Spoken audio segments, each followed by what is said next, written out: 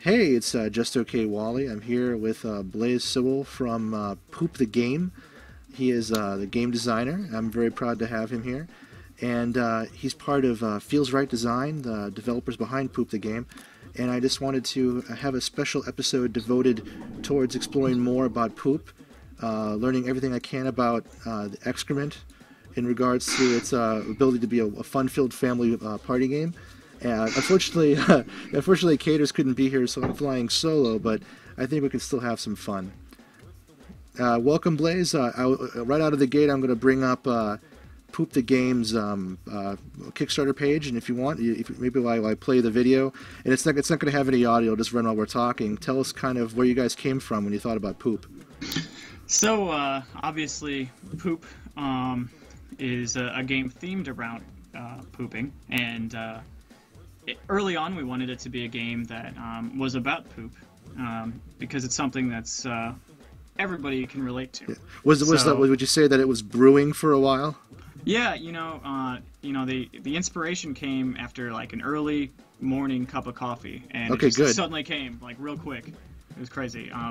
So yeah, it basically, as simple as that, we needed a game that was about poop, and obviously poop has some very simple logic to it because pooping is real basic. Everybody does it. The idea of flushing a toilet is really important to pooping. So we wanted to have a rule that you could flush the toilet. And, like we've all clogged a toilet before. And it's like one of the worst things you can do, especially like if you're not at your house. You're like, oh God, where's the plunger at? So clogging the toilet is like the worst thing you can do in the game. So based on those very simple aspects, we started making Poop the Game. Was it always going to be a card game, or did you have something else in mind? I'm a big believer in cards, just because of how simple they are. I kind of thought about board gaming it or something like that, and it ended up it just made way more sense. When I was working on other games, when I was test playing it with people all the time was like, oh, you know what you could do if you had some dice or if you had a board game mat, and always pulled it back and was like, no, let's stick to just the cards. Well, you've hit your goal, so you would almost say you're flushed with success. Yep. It's been a crazy campaign. Really, it's been a lot of fun, a lot of positive feedback. Now, can you give me like an idea of some of you said you're going to be a stretch goal, and if you got the stretch goal, you're going to give out some more stuff? Yeah, the stretch goal is basically us cheating, so we don't have to do a whole nother Kickstarter. Cool. For the expansion deck. The expansion deck is unlocked at $9, which is twice the original goal. And it doesn't it won't be like free to everyone, because it's just as expensive to make as the original deck. But we're making it super cheap for anybody that helps get us there. So the expansion deck's only $6, which is crazy cheap, and that includes the shipping too. So how many editions of Poop do you think you're going to be squeezing out? I thought about having more, maybe like a Spanish edition called Caca, but that I don't know. I may be running out of poop puns, so might have to do another game first or something before I do another poop-related game. Oh, okay, cool. I know that I'm really excited to when I found you guys, because you're actually part of a larger design firm that I wanted to bring up. I brought it up in the podcast earlier, and I also brought it up on the YouTube Worth the Wait from before. But you guys are really big into social activist causes, and you help generate some really cool artwork for places and for events that may necessarily not be able to get it out on their own steam. And I was wondering if you could talk a little bit more about the history of your group. Yeah, so Feels Right Design is basically there for people and groups that it's kind of like a niche of groups that really can't afford graphic design. Like we've got other clients that obviously can afford it, but when it comes to like working class people and organic grassroots organizing, where it's like, oh, our schools are closing, we suddenly need a campaign built around this, or like our undocumented people can't get on the organ exchange list. We need graphics. Like, obviously, you're not going to get any money for that, but like, it's something that like we wanted to offer to as many people as possible. Basically, making graphic design and like nice looking graphic design available to groups that normally would have to just turn to their kids and like pull up MS Paint and make a flyer or something. Joe, you got the Photoshop, right?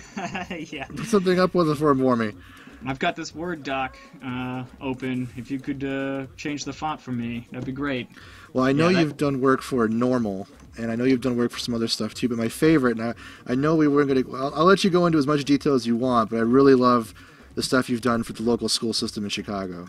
Yeah, so this was... I really can't talk too much about this campaign because right now it's kind of not exactly a scandal, but the design I made, I made it available to download. It's been made available, and you have nothing beyond that in terms of that.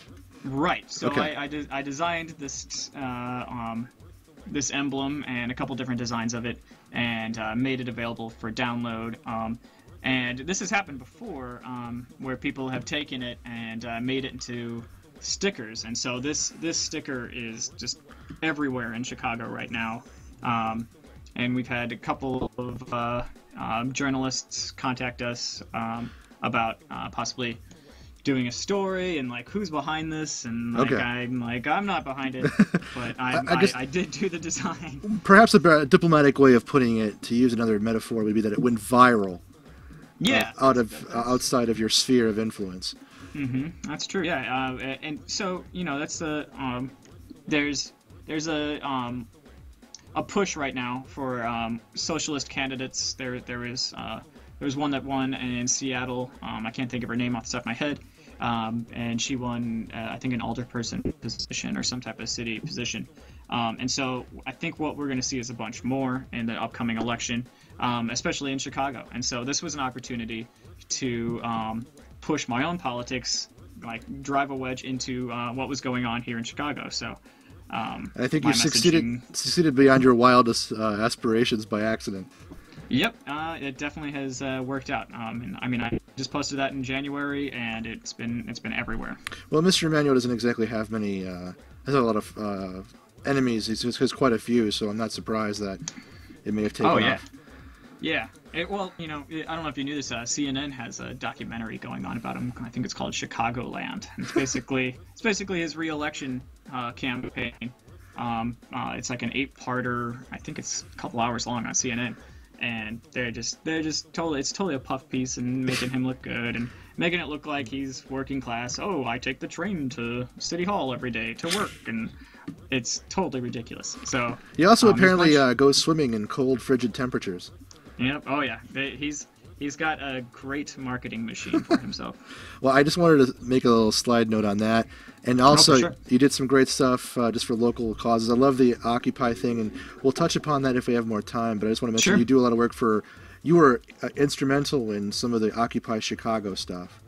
Yeah, there was there was an obvious need for good graphics. Occupy Chicago had a bunch of actions and events going on, and I was like, hey, I'm gonna be your graphic designer. And they had other graphic designers too that were amazing, but I ended up doing a bunch for them and a bunch of just flyers, and that right there, that's a poster that I did. That was actually the first thing I did for them, and that kind of really pulled me in. I did that, and then I was like, oh, I'll go and check out the Occupy movement. What are these guys about? And then I was arrested. Yeah, I really do appreciate the amount of work you put in there. It's really cool. And I just wanted to mention it as an aside. I know it's not gaming related, but this is my show, so everyone can suck a lemon. But let's get back to the games really quick. I know you guys have put out one or two other things, and the one I thought was really fun was the Zombie Shuffle. Yeah, that was our first Kickstarter game. And I'm sorry I wasn't there for that one, but if you want, could you give me a kind of a quick rundown? Yeah, so definitely, I've got the elevator pitch down. The game is based on a 52 card deck, and you have the ace cards are the survivors. You know, like in a zombie story, you know, you got the survivors, and then the jacks, queens, and kings are your zombies. And then the 2 through 10 cards are like your weapons that you use to like take them on and kill them. And so like this video is explaining how the game works.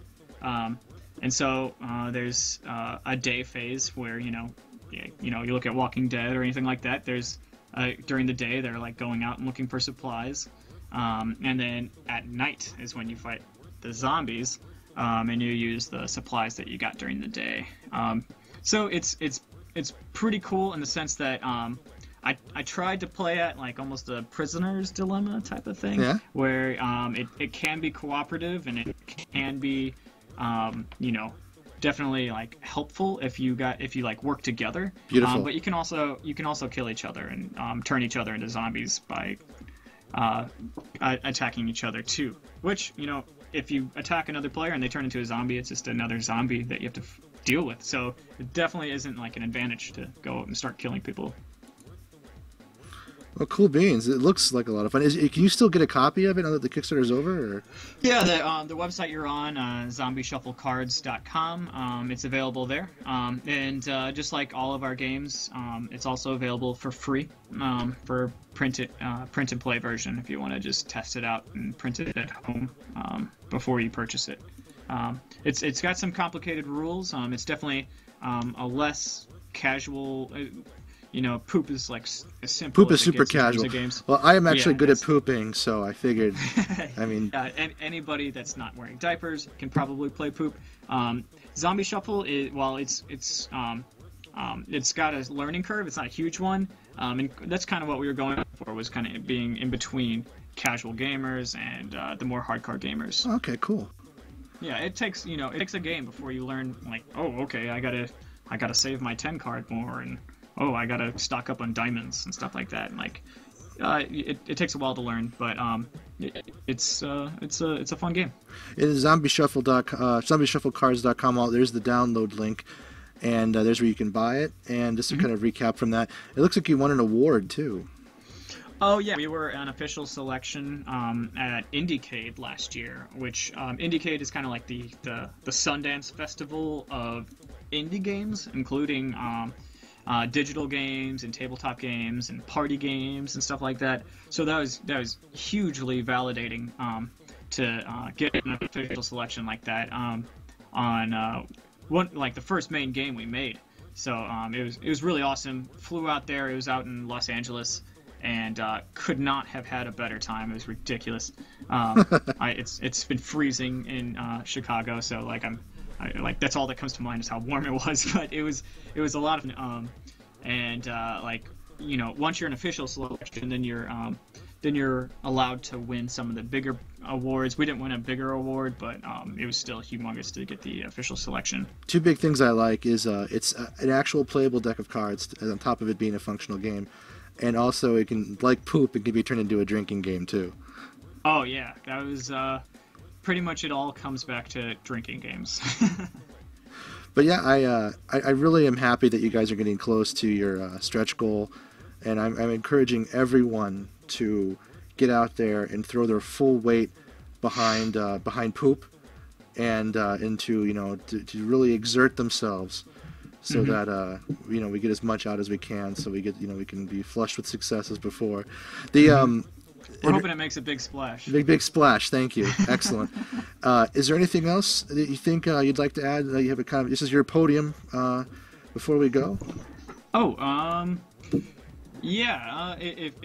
How much time do I have? Like all the time. I'll give you all the time you want. I just kind of wrapping it up, and this is kind of a free thing. I figured if you have something that I may not have covered or wanted to address because of poop or feels right, go to town, Charlie Brown.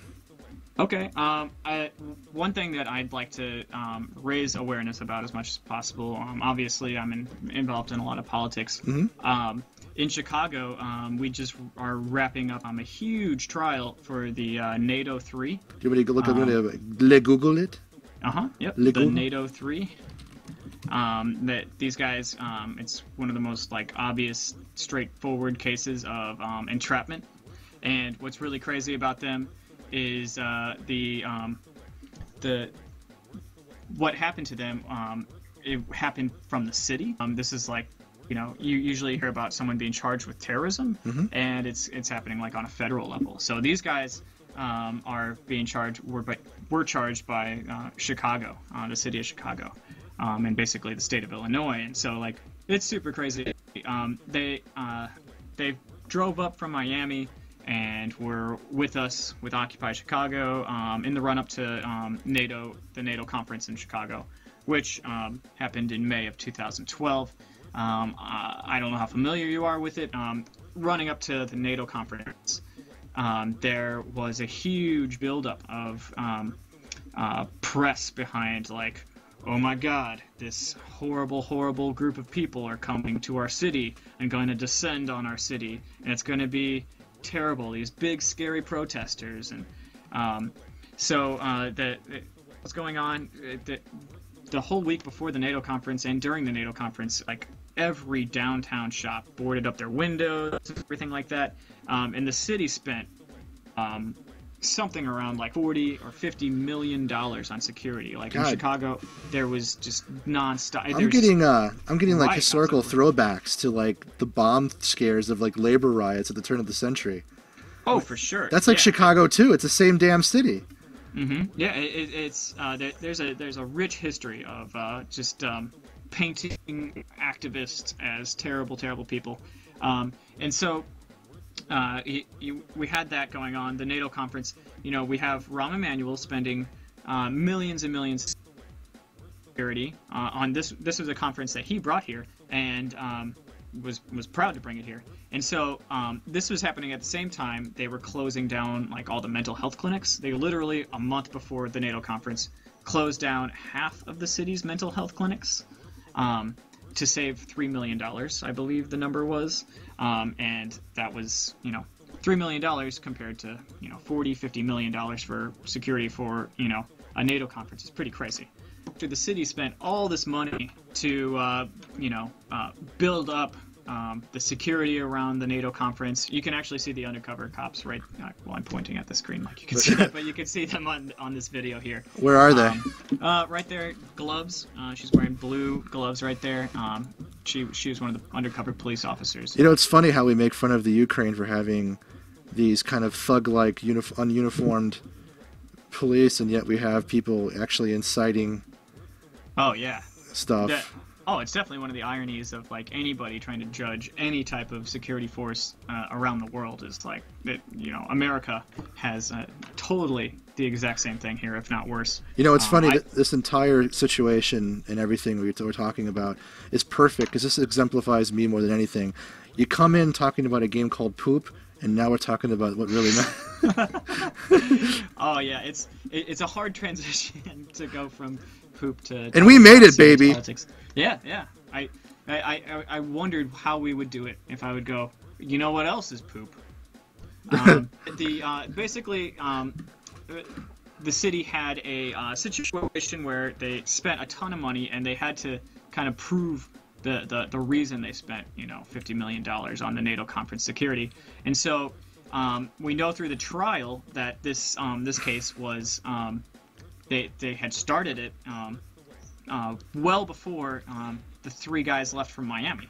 It basically was, you know, a charge of terrorism. What they did was they found the most vulnerable group of people that they could possibly find. It was these guys. They came up from Miami. They weren't really well connected with us.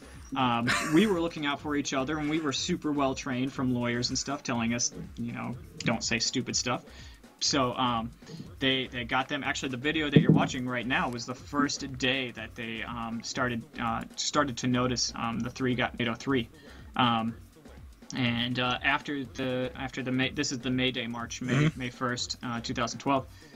They constantly surveilled them and constantly were trying to get them to do illegal stuff. What is their current status?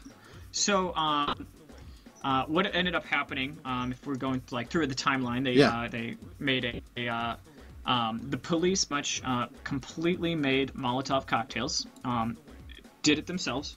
You know, we've got the audio of them doing that. We've got them, let me get the bottles down from the cabinet. Let me pour the gasoline. And you can hear them in the audio too, saying, come and help me. And you hear them saying no. It's crazy. And so they were in an apartment building that the police just happened to leave, you know, these Molotov cocktails that they made, that the police made.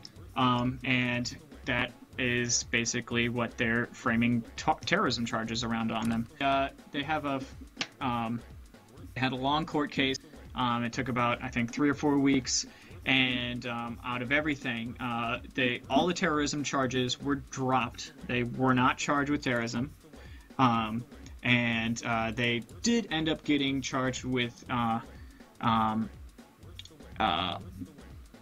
arson. Not arson, but like planning arson. And they're also, you saw that there. They were guilty of mob action, which mob action is hilarious. Mob action is kind of like a conspiracy charge. Like, it's basically talking to one or more people about doing something illegal. So, like, anytime you've ever collectively, bought a bag of weed, you've participated. They're still in jail. And that's been 2 years now. Well, almost 2 years since that happened. And there's so much more to the story than I've even like touched. And some friends of mine are working on a documentary to put out, because it's the truth of it is so just frightening. Like, just like a small taste. One of the guys, Brent, he's in hardly any of the recordings. He's in like 1 or 2 of them. And he just happened to drive up with these guys. And one of the charges they're trying to bring against them is they're bringing in receipts for gasoline that they paid for on their trip up from Miami. And they're saying because they collectively pooled their money together to drive up to Chicago, that's material support for terrorism.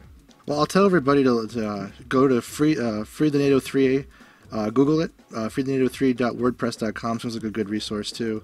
Yeah, it seems like some good stuff on here. And I'm glad I was able to let you get the word out on that, because I know you guys are involved in so much, and I wanted to give you the chance to kind of have a soapbox for what was the most important item on your plate. It's definitely the one that's on my mind the most these days. But and I just before I completely run out of time, because I think even YouTube has a stipulation for how long this can be without checking a little box, which isn't that great. Is I just wanted to say thanks to you, Blaise, for coming out and talking to us about the game, about all the causes you support, especially the chance to talk about the NATO 3, and I really hope that Poop coming back around. Poop gets its $9,000, so we can really get the chance for expansion decks, and and hope to get you to launch another game too, and go from there. And please stay in touch, so the next time you do launch another initiative of any kind for like a deck of games or a tabletop or whatever, that we're involved, because I really got a kick out of all of it. Well, thank you, and thank you for having me. Love the show, and thank you so much for having me on. Cool, and this has been NPR. No, but no, thanks a bunch. And for everyone else, I might do this again. I don't know. This was really super cool. If you're still here with us, you probably do listen to NPR. So, so thank you. And for everyone else, have a great week, and I'll see you next Friday with Kate. Hopefully, back safe and sound from her trip to see Ma and Da, and we'll go from there. So, have a great week, everybody. Goodbye. Worth the wait, worth the wait, worth the wait, worth the wait.